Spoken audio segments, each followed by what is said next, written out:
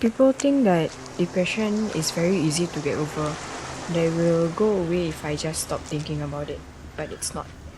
I've tried not thinking about it, but it just kept persisting and persisting, but it's not an emotion that you can just get over.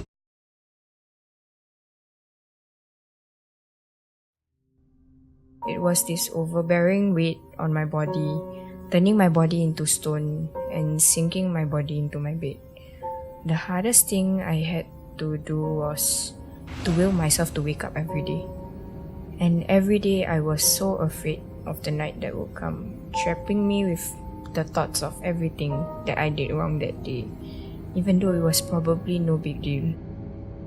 The voices in my head, they grew louder and louder, telling me, "You're useless, you're worthless," that I should just end my life and no one would care. At that point of time, I truly believed that no one would care. Like in my group of friends, I was always the one taking care of everybody, so I felt like I had to keep quiet about it. I had to put on a facade, and I have to choose who I can let it out very carefully. I couldn't even tell my big brother, whom I'm very, very close with actually. It was like as if something was holding me back.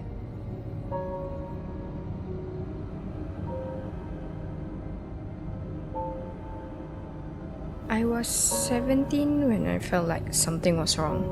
There was like this foreign feeling inside of me that kind of went berserk and tried to fill me with negative thoughts.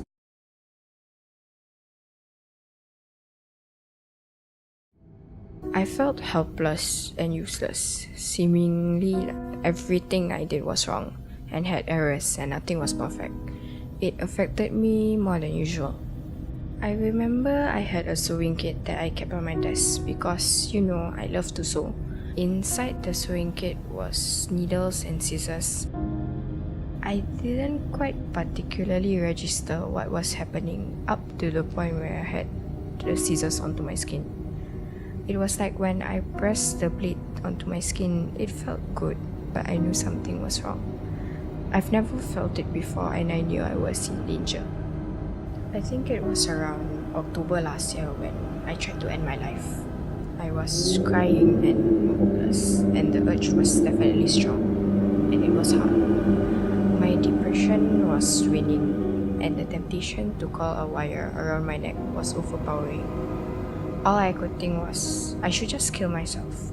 The world wouldn't change if I didn't exist. My friends, would they care about my passing? Do I even have friends? I lay in bed, controlling my breathing.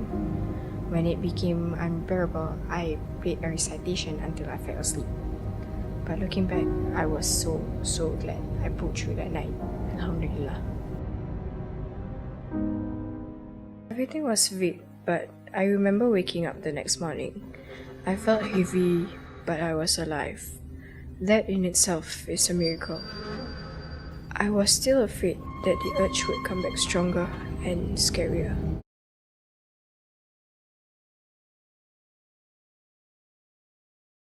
I told a friend of mine what I was going through. She looked at me and she cried. She told me that she was sorry she didn't know what I was going through. I felt scared and so vulnerable putting myself out there. She told me that if the feeling ever comes back, I could talk to her. And hearing that just made me feel so relieved that I was finally able to tell somebody about it. It showed me that I matter as much as everyone else and that I'm here to serve a purpose, and I needed to take care of myself as much as I was taking care of everyone else.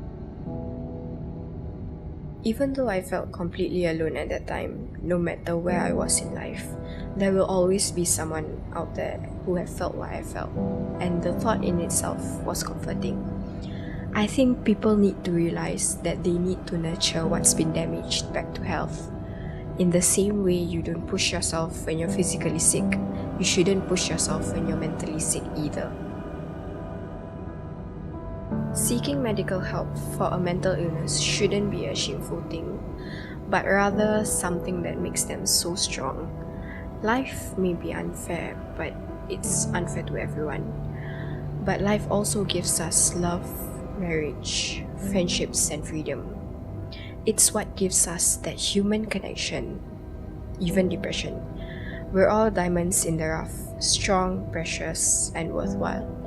We all go through hardships and we are all in the dark, but you will never be tested for something that you cannot bear. What matters is finding the light.